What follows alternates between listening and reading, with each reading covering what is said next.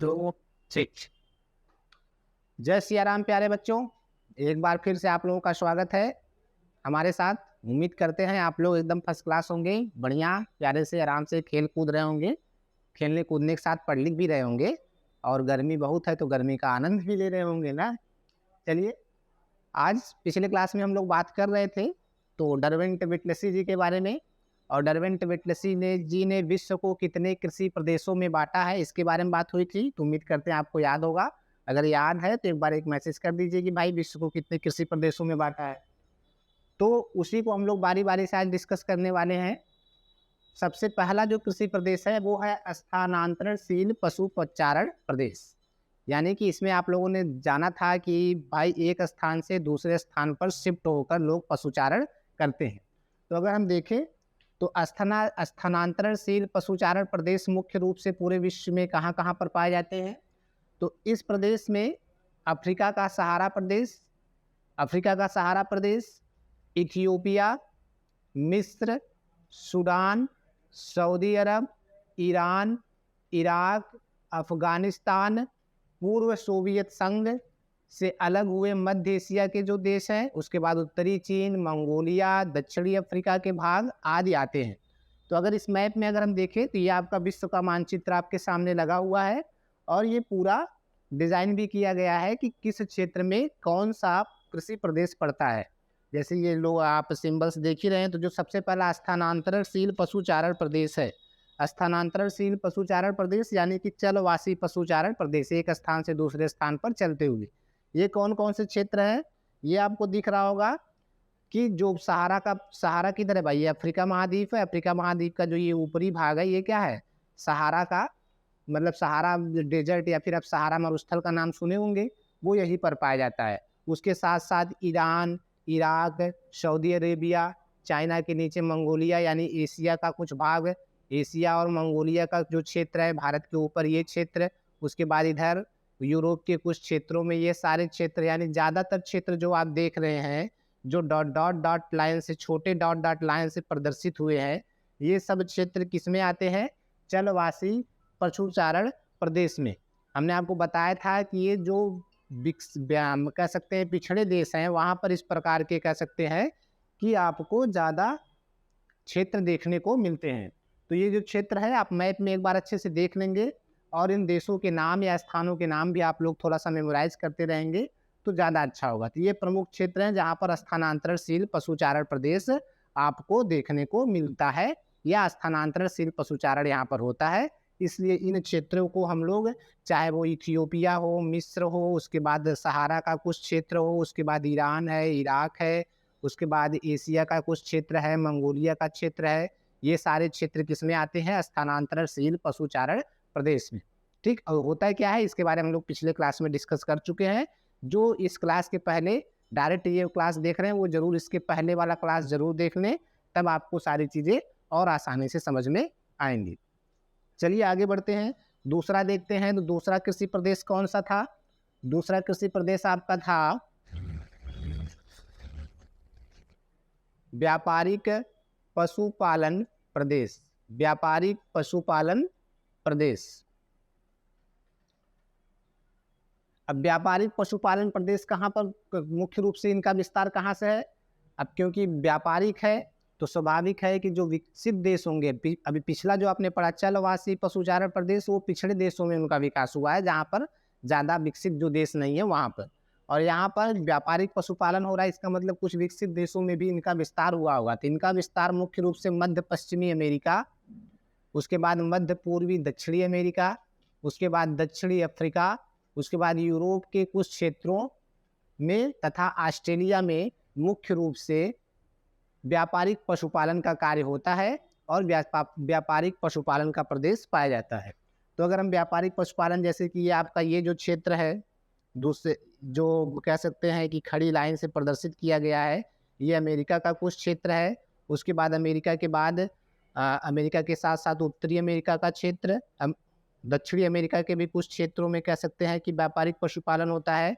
उसके साथ साथ ऑस्ट्रेलिया, ऑस्ट्रेलिया के साथ साथ साउथ अफ्रीका का जो क्षेत्र है, या जिसको आप लोग दक्षिण अफ्रीका के नाम से जानते हैं, इन क्षेत्रों में यूरोप के इन सीमित क्षेत्रों में, यूरोप के भी कुछ सीमित क्षेत्र है, यानी छोटे छोटे क्षेत्र है जहाँ पर इस तरीके का कह सकते हैं कि व्यापारिक पशुपालन प्रदेश पाए जाते हैं या व्यापारिक पशुपालन होता है। तो मैप में आप लोग, इसलिए हम लोग कहते हैं कि हमेशा मैप रीडिंग करते रहा करिए, कम से कम पूरे विश्व में कौन से देश कहाँ पर स्थित है इनके बारे में आपके नॉलेज या आपके जानकारी में होना चाहिए, तो आप आसानी से ये बता देते हैं। जैसे ये ऑस्ट्रेलिया है, तो ऑस्ट्रेलिया महाद्वीप के ज़्यादातर क्षेत्र या ज़्यादा स्थानों पर व्यापारिक पशुपालन होता है।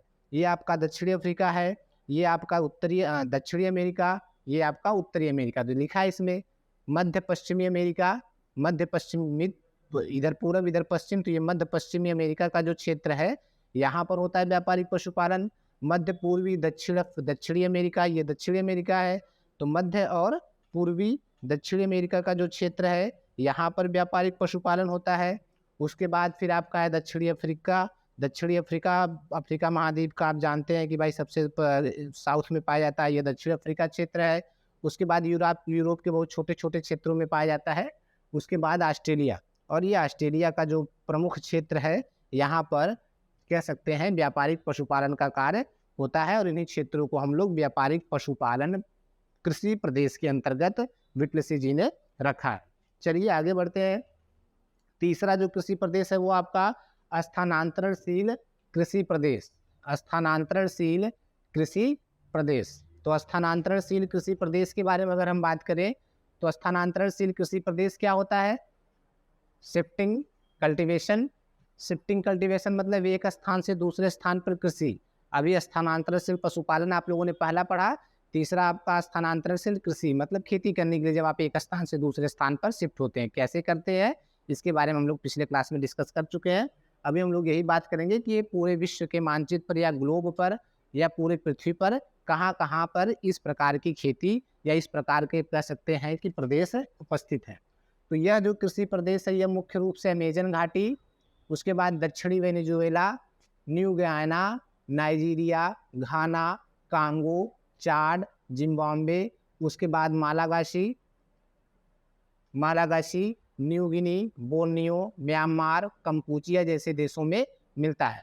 तो स्थानांतरणशील कृषि प्रदेश जैसा आप देख रहे हैं ये आपका दक्षिणी अमेरिका का कुछ क्षेत्र है, दक्षिणी अमेरिका का कुछ क्षेत्र, उसके बाद फिर आपका ये अफ्रीका महाद्वीप के कुछ क्षेत्र, ठीक, जिसमें नाइजीरिया, कांगो, चाड, जिम्बाब्वे ये सारे देश आते हैं। ये सब अफ्रीका महाद्वीप के ही देश हैं जो इस क्षेत्र में अफ्रीका महाद्वीप में पड़ते हैं। तो यहाँ पर भी आप स्थानांतरणशील कृषि देखने को मिलती है।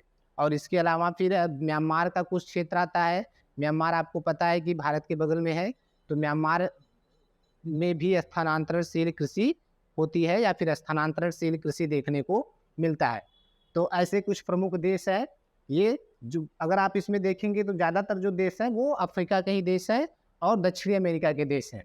तो दक्षिणी अमेरिका और अफ्रीका में ही मुख्य रूप से स्थानांतरणशील कृषि देखने को मिलती है या स्थानांतरणशील कृषि का क्षेत्र उपस्थित है। तो ये हो गया आपका दक्षिणी अमेरिका, और ये अफ्रीका महाद्वीप के क्षेत्र घाना, कांगो, चाड या फिर जिम्बाब्वे भी कह सकते हैं, न्यू गिनी, ठीक, ये सब क्या हो गए स्थानांतरणशील कृषि प्रदेश, जहाँ पर कृषि एक स्थान से दूसरे स्थान पर शिफ्ट होकर मानव समुदाय करता है। जब तक वहाँ की मृदा उपजाऊ रहेगी तब तक वहाँ पर वो खेती करते हैं। जब उर्वरता खत्म हो जाती है तो फिर वहाँ से वो लोग शिफ्ट होकर दूसरे क्षेत्रों में चले जाते हैं।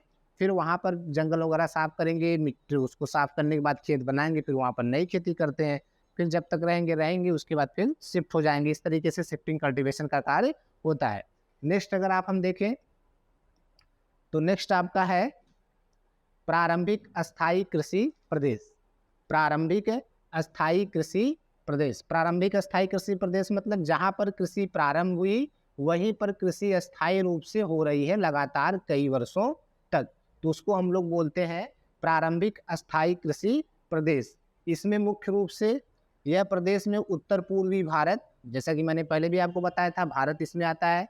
उसके बाद प्रायद्वीपी भारत या प्रायद्वीप, सुमात्रा, पश्चिमी न्यू गिनी, मध्य इंडीज के देशों से मिलता है। अब इसमें होता क्या है, यहाँ खेती जो होती है वो सीमित क्षेत्रों में होती है, किसी निश्चित क्षेत्र में, जहाँ क्योंकि कंटिन्यू करना है तो सीमित क्षेत्रों में होती है। अतः यहाँ पर स्थानांतरण संभव नहीं होता है, मतलब एक स्थान से दूसरे स्थान पर लोग नहीं जाते हैं, उसी फिक्स जगह पर अधिकांश समय तक वो लोग वहीं पर रह कर खेती करते हैं। तो ये कुछ चीज़ें लिखी हुई हैं, इसको आप लोग पढ़ते रहिएगा। अब ये क्षेत्र अगर आप देखें आप प्रारंभिक अस्थायी कृषि प्रदेश का, तो प्रारंभिक अस्थायी कृषि प्रदेश जो है आपका वो कहाँ मिलता है? उत्तर पूर्वी भारत। भारत कहाँ पर है भाई? भारत है आपका यहाँ पर ना, ये आपका क्या है? यही इंडिया है आपका, आप लोग देख ही रहे हैं ना, ये इंडिया है आपका, ठीक है। तो भारत में उत्तर पूर्वी भारत मतलब उत्तर किधर पड़ेगा? पूर्व इधर है, उत्तर इधर है, मतलब उत्तर पूर्वी पूर्वोत्तर जो राज्य है, इस क्षेत्र में आप कह सकते हैं कि कुछ स्थान पर प्रारंभिक अस्थायी कृषि प्रदेश देखने को मिलते हैं। उसके अलावा सुमात्रा हो गया, जो कि कह सकते हैं कि अफ्रीका महाद्वीप का क्षेत्र है। सुमात्रा जो आपका है अफ्रीका महाद्वीप का क्षेत्र है, जैसे ये क्षेत्र जो है सुमात्रा। उसके बाद मध्य इंडीज के जो क्षेत्र है, इंडीज पर्वत के साथ लगे हुए जो क्षेत्र है, ये सब क्षेत्र कहाँ पर पड़ते हैं? ये आपका दक्षिणी अमेरिका का क्षेत्र है। तो इन क्षेत्रों में प्रारंभिक अस्थायी कृषि प्रदेश मुख्य रूप से आपको देखने को मिलता है। तो नेक्स्ट बात करें, अभी प्रारंभिक अस्थायी कृषि प्रदेश है क्या, इसके बारे में हम लोग आगे बात कर चुके हैं, पीछे बात कर चुके हैं। ध्यान रखना है, या दो शब्दों पर हमेशा ध्यान रखना है जब भी आप कृषि प्रदेश की बात कर रहे हैं। एक तो निर्वाहक हो गया और दूसरा आपका हो गया व्यापारिक।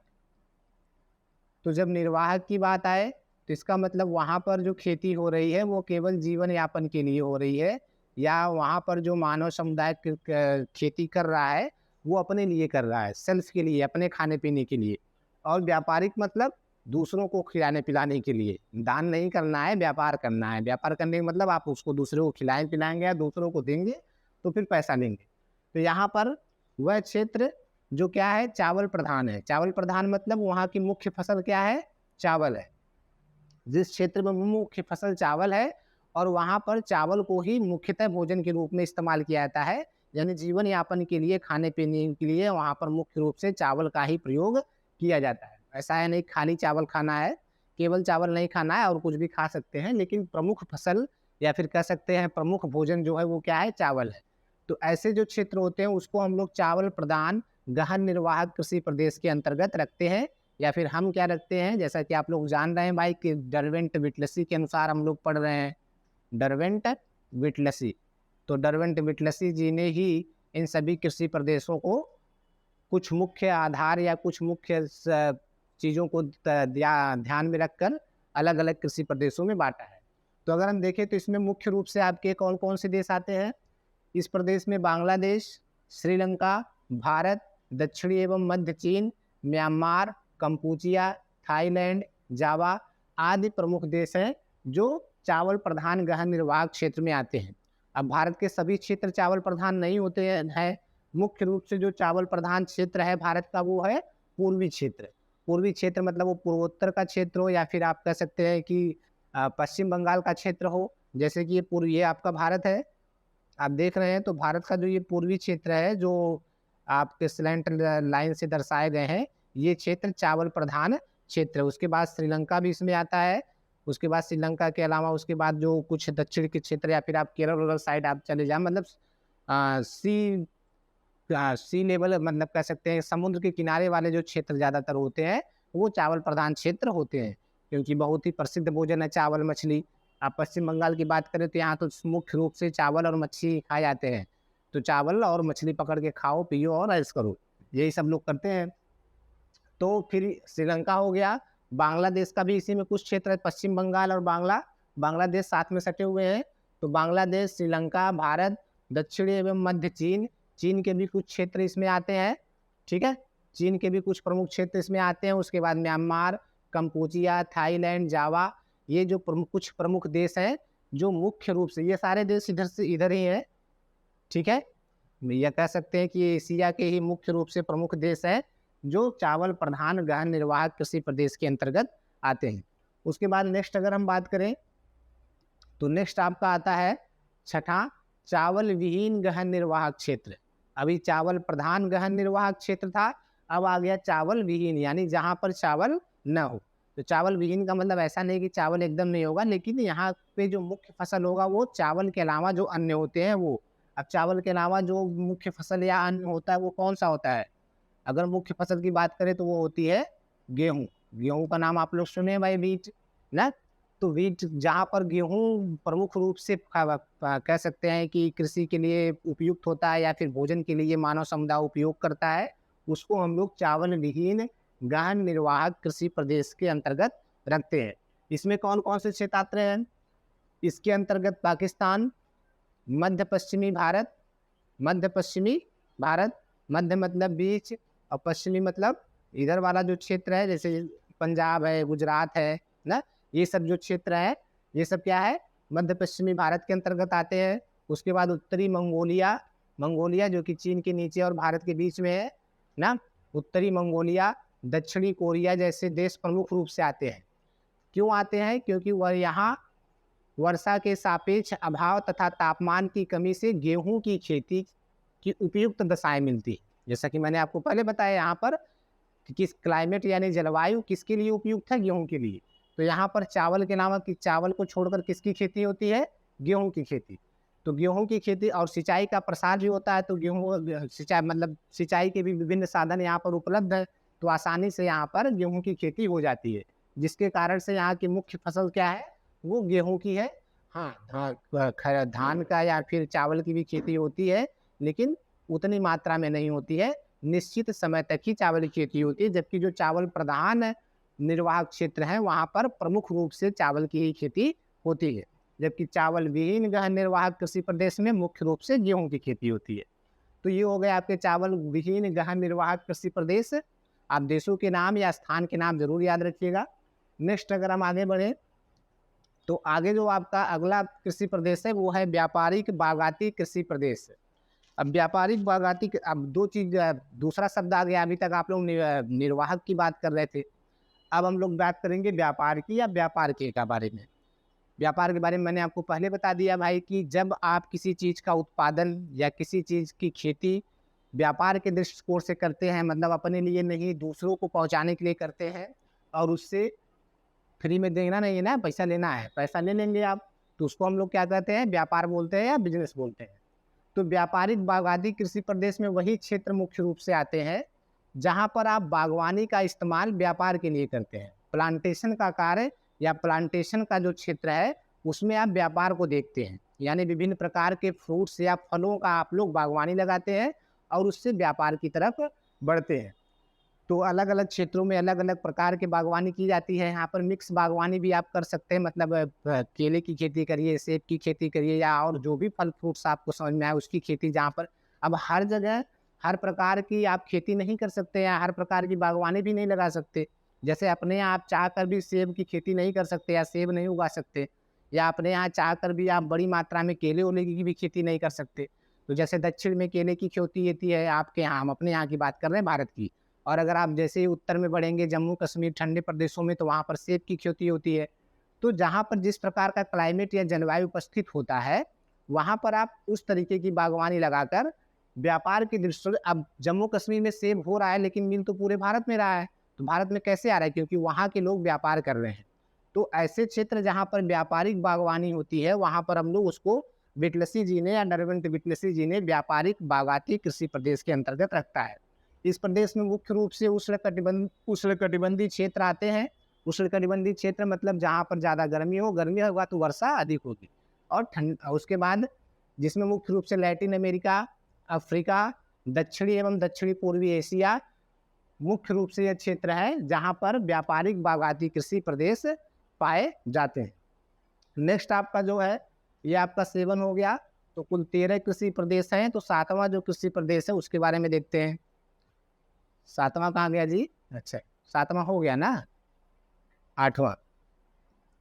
चलो 8वां जो है भूमध्य सागरीय कृषि प्रदेश या मेडिटेरियन एग्रीकल्चरल लैंड, इसको रोम सागरीय कृषि प्रदेश के नाम से भी जानते हैं। चाहे आप भूमध्य सागरीय कृषि प्रदेश बोलिए चाहे रोम सागरीय कृषि प्रदेश बोलिए, एक ही है, मेडिटेरियन एग्रीकल्चरल लैंड। तो इसके बारे में भी हम लोग पिछले क्लास में इस सबके बारे में बात किया है भाई, ये क्यों होते हैं। अब इसमें हमको केवल यही मुख्य रूप से देखना है कि ये किस किस क्षेत्र में होते हैं। भूमध्य सागर तो आप लोग देखे ही हैं, कितने लोग भूमध्य सागर देखे हैं ये भाई आप लोग बता देंगे ना। तो जो आपका यह कृषि प्रदेश है भूमध्य सागर के चतुर्दिक यानी कि चारों तरफ, भूमध्य सागर के चारों तरफ स्थित देश जैसे स्पेन है, इटली है, दक्षिणी फ्रांस है, यूनान है, तुर्की है, सीरिया है और कैलिफोर्निया है। इसके अलावा जरूरी नहीं है कि केवल भूमध्य सागर के आसपास ही, अब भूमध्य सागरीय क्लाइमेट या जलवायु या भूमध्य सागर की तरह की जलवायु जहाँ भी पूरे विश्व में पाया जाएगा वहाँ पर इस प्रकार की खेती होगी। अब ये तो भूमध्य सागर के आसपास के देश है, लेकिन उसके बाद दक्षिणी पश्चिमी ऑस्ट्रेलिया, दक्षिणी पश्चिमी अफ्रीका और दक्षिणी चिली जो कि आपका दक्षिणी अफ्रीका का देश है ना, दक्षिणी अमेरिका का देश है, तो दक्षिणी चिली यहाँ पर भी भूमध्य सागरीय कृषि प्रदेश पाए जाते हैं, या वैसा की क्लाइमेट भूमध्य सागर में है वहाँ पर भूमध्य सागर के आसपास के क्षेत्रों में है, वैसा ही क्लाइमेट इन क्षेत्रों में भी पाए जाते हैं। तो ये आपका कौन सा है, 8वां है, कौन सा है, 8वां, ठीक है। तो उसके बाद फिर आगे बढ़ेंगे, तो भूमध्य सागर के बाद फिर आपका नेक्स्ट आता है 9वां व्यापारिक अन्न उत्पादक कृषि प्रदेश। यानी अब यहाँ पर आपको क्या करना है, अन्न का उत्पादन, लेकिन अन्न का उत्पादन किसके लिए कर रहे हैं आप लोग, व्यापार के लिए कर रहे हैं। तो जब व्यापार के लिए अन्न का उत्पादन करते हैं तो उसको हम लोग व्यापारिक अन्न उत्पादक कृषि प्रदेश के अंतर्गत रखते हैं। हर जगह अन्न का उत्पादन व्यापार के लिए नहीं हो सकता, क्योंकि आपके पास उस तरीके की मिट्टी नहीं है, उपजाऊ मिट्टी नहीं है, हमारे पास है तो हम तो भाई उत्पादन कर रहे हैं, हमारे पास जनसंख्या भी अधिक है, इसलिए हम ज़्यादातर निर्यात भी नहीं कर पाते हैं। लेकिन तब भी अगर हम देखें तब भी हमारे देश में काफ़ी अन्न का उत्पादन होता है, चाहे वो गेहूँ हो और चाहे चावल हो, क्योंकि भाई हमारे यहाँ जो क्लाइमेट है वो सीजनल है, अलग अलग सीजन में अलग अलग प्रकार के क्लाइमेट मिलते हैं आपको, मतलब अलग अलग मौसम मिलता है, तो उसके आधार पर हम लोग अलग अलग प्रकार की खेती भी कर लेते हैं। तो जिन क्षेत्रों में, पूरे विश्व में जिन क्षेत्रों में अन्न का उत्पादन व्यापार के दृष्टिकोण से होता है उस क्षेत्र को हम लोग व्यापारिक अन्न उत्पादक कृषि प्रदेश के अंतर्गत रखते हैं, या विटलसी जी ने उनको व्यापारिक अन्न उत्पादक कृषि प्रदेश के अंतर्गत रखा है। अब ऐसे क्षेत्र हैं कौन कौन से, अब ऐसे क्षेत्र है कौन कौन से, ये आपको लिखा गया है, आप इसको पढ़ लीजिएगा और आपको पीपीटी भी मिल जाएगी ना। जैसे इसमें मुख्य रूप से अर्जेंटीना, उसके बाद ऑस्ट्रेलिया में मर्रे डार्लिंग बेसिन, उसके बाद अमेरिका में प्रेरी क्षेत्र, रूस में जो स्टेपी घास के मैदान है, इन क्षेत्रों में आपके व्यापारिक अन्न उत्पादक कृषि प्रदेश पाए जाते हैं। मैप आपके सामने लगा हुआ है, आप लोग इसको देखते रहिएगा क्लास में भी और क्लास के बाद भी। नेक्स्ट आपका 9वें के बाद फिर आपका आता है 10वां पालन प्रदेश, व्यापारिक कृषि एवं पशुपालन प्रदेश। अभी इसके पहले ही हम लोग पढ़े हैं कि व्यापारिक अन्न उत्पादक प्रदेश, तो वहाँ पर भी तो खेती ही कर रहे हैं, तो इसको अलग से क्यों लिखा गया है कि कृषि और पशुपालन प्रदेश। तो इसको अलग से इसलिए लिखा गया है क्योंकि यहाँ पर जो कृषि होती है, कृषि व्यापार के लिए नहीं होती है, व्यापार के लिए किसका इस्तेमाल होता है, पशुपालन का, यानी कृषि के साथ साथ पशुपालन भी होता है। और यहाँ पर कृषि ज़्यादातर उन्हीं फसलों की होती है जिन फसलों का इस्तेमाल हम पशुपालन के लिए करते हैं, अर्थात यहाँ पर खेती हम मोटे अनाज की करते हैं। मोटे अनाज में जैसे मक्का आ गया, जौ आ गया, तो इन फसलों का इस्तेमाल या इन कह सकते हैं अनाज का इस्तेमाल हम किसके लिए करते हैं, पशुओं को खिलाने के लिए। खुद इसका इस्तेमाल कम करते हैं, ज़्यादा इस्तेमाल किसके लिए करते हैं, पशुओं को खिलाने के लिए, पशुपालन के लिए। तो इसको खाने से भाई पशु मोटे तगड़े हो जाते हैं, मतलब जो अब कोई गाय जो 2 लीटर दूध दे रही है वो 5 लीटर दूध देगी, 5 लीटर दूध देगी तो फिर स्वाभाविक है कि आप व्यापार उसको बेचेंगे ही, नुकसान तो करेंगे नहीं। अगर आपके पास 1 ही लीटर दूध रही तो आप तो अपना खाएंगे ना, दूसरे को देंगे। तो इसलिए ऐसे क्षेत्रों को जहाँ पर कृषि के साथ साथ पशुपालन होता है और कृषि मुख्य रूप से पशुपालन के लिए ही की जाती है, अर्थात केवल और केवल ज़्यादातर मोटे अनाजों का उत्पादन होता है, ऐसे क्षेत्रों को हम लोग व्यापारिक कृषि एवं पशुपालन प्रदेश कहते हैं। इसके बारे में पीछे एक बार हम लोग बात कर चुके हैं ना, हेडिंग वाइज बात किए थे। यहाँ पर तो हम लोग केवल इसलिए उपस्थित हुए हैं कि ये क्षेत्र कहाँ कहाँ पर मिलते हैं उसके बारे में बात हो जाए ना। तो कहाँ कहाँ पर बात होती है इस कृषि में, पूर्वी संयुक्त राज्य अमेरिका आप लोग जानते हैं भाई, पूर्वी संयुक्त राज्य अमेरिका का क्षेत्र यही है ना। तो पूर्वी संयुक्त राज्य अमेरिका, उसके बाद यूरोप, साइबेरिया, जैसे ये यूरोप का क्षेत्र है, उसके बाद साइबेरिया के क्षेत्र आते हैं। इस प्रदेश में फसलों का उत्पादन पशुपालन के उद्देश्य से किया जाता है, जैसा कि मैंने आपको पहले बता दिया है ना। पशुओं को मोटा करना और उनसे अधिक मांस प्राप्त करना इसका प्रमुख उद्देश्य है, इसके भी हम बोल ही चुके हैं।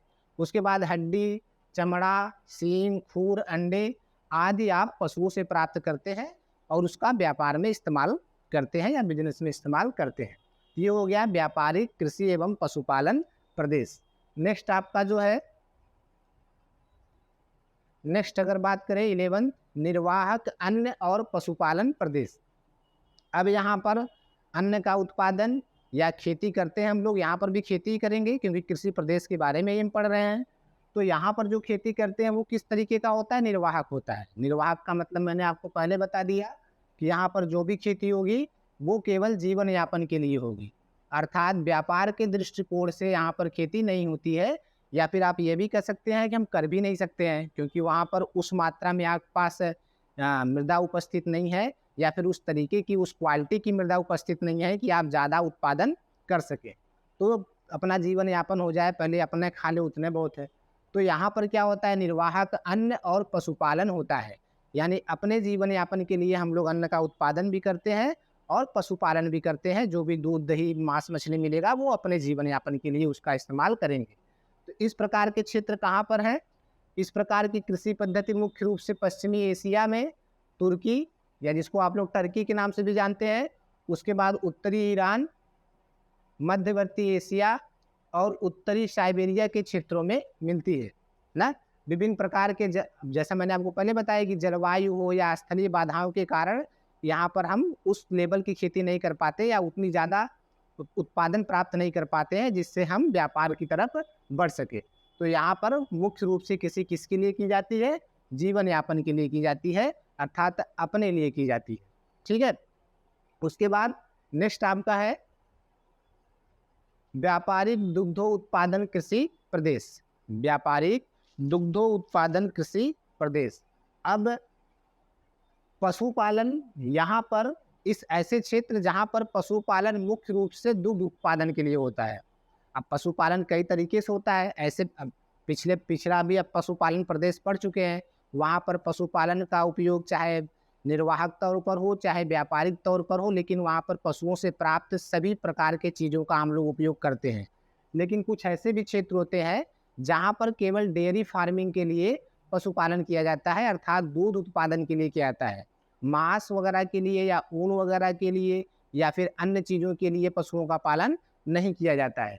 तो ऐसे क्षेत्र जहाँ पर व्यापारिक दूध उत्पादन के लिए पशुओं का पालन किया जाता है या पशुपालन किया जाता है, ऐसे क्षेत्र को हम लोग व्यापारिक दुग्ध उत्पादन कृषि प्रदेश कहते हैं। दूध के साथ साथ और जो भी चीज़ें हो सकती हैं, जैसे कि भाई पनीर हो गया, मट्ठा हो गया, दही हो गया, जो भी बटर वगैरह जो भी आप दूध से बनाते हैं, वो सारी चीज़ों का उत्पादन आप लोग इस क्षेत्र में करते हैं। तो यह क्षेत्र मुख्य रूप से कहाँ पर है? संयुक्त राज्य अमेरिका। संयुक्त राज्य अमेरिका में जो आपके झील है, जिसको आप लोग 5 झीलों का एक समूह है, उसके आसपास का जो क्षेत्र है वहाँ पर जल की भी उपलब्धता हो जाती है और वहाँ की मिट्टी भी उपजाऊ है। तो वहाँ मिट्टी के साथ साथ जल के सारी चीज़ें व्यवस्था हो जाती है। तो वहाँ पर कृषि के साथ साथ पशुपालन भी बड़े पैमाने पर होता है। उसके बाद पश्चिमी यूरोप, रूस का जो रूस के पश्चिमी मध्य पेटी में, उसके बाद दक्षिणी पूर्वी ऑस्ट्रेलिया, उसके बाद रोम, उसके बाद न्यूजीलैंड। न्यूजीलैंड आप लोग देखते हैं भाई, ऑस्ट्रेलिया के बगल में जो क्षेत्र है वो क्या है? न्यूजीलैंड। यह एक छोटा सा द्वीप है। तो इस तरीके से इन क्षेत्रों में मुख्य रूप से व्यापारिक दुग्ध उत्पादन कृषि प्रदेश या व्यापारिक दूध उत्पादन होता है। उसके बाद लास्ट आपका है स्पेशलाइज्ड बागवानी प्रदेश, या जिसको हम लोग बोलते हैं विशेषीकृत बागवानी प्रदेश। विशेषीकृत बागवानी प्रदेश या विशेषीकृत बागवानी कृषि प्रदेश। विशेषीकृत बागवानी कृषि प्रदेश ना। यह प्रदेश मुख्य रूप से संयुक्त राज्य अमेरिका में खाड़ी प्रदेशों में, उसके बाद अटलांटिक महासागर के तट पर, कैलिफोर्निया की घाटी, मध्य एशिया, पेरू, ब्राज़ील के तट पर और उसके बाद दक्षिणी अफ्रीका में ऐसी विशिष्ट कृषि का विकास हुआ है, जहाँ पर मुख्य रूप से फल, सब्जी, फूल और कुछ अन्य फसलों की गहन खेती होती है, स्पेशलाइज्ड तरीके से और विशेषीकृत तरीके से। जैसा कि मैंने पिछले क्लास में इसके बारे में डिस्कस किया है, तो ये कुछ प्रमुख देश हैं जहाँ पर विशेषीकृत बागवानी कृषि होती है। तो एटलस आप लोग ले लीजिए और पूरे मैप को याद कर डालिए, ताकि देश के नाम अगर हम आपसे बोलें तो आपके दिमाग में ये होना चाहिए कि ये ग्लोब पर या पूरे विश्व में कहाँ पर स्थित है। तब आपको चीज़ें ज़्यादा समझ में आएंगी और आप चीज़ों के एक दूसरे से रिलेट कर पाएंगे। तो इस प्रकार से ये डरविन विटलेसी के अनुसार विश्व को 13 कृषि प्रदेशों में बांटा गया है और 13 के बारे में हम लोगों ने काफ़ी चर्चा कर लिया है। पिछले 2-3 क्लास से हम लोग यही कर रहे हैं। तो उम्मीद करते हैं अब आप लोगों को समझ में आ गया होगा कि कृषि प्रदेश क्या होता है और कितने कृषि प्रदेशों में डरविन विटलेसी जी ने बांटा है और उनकी विशेषताएं क्या हैं। तो आज की क्लास में इतना ही, मिलते हैं जल्दी समय मिलने पर नेक्स्ट वीडियो में। आज के लिए इतना ही, धन्यवाद, थैंक यू, मस्त रहिए।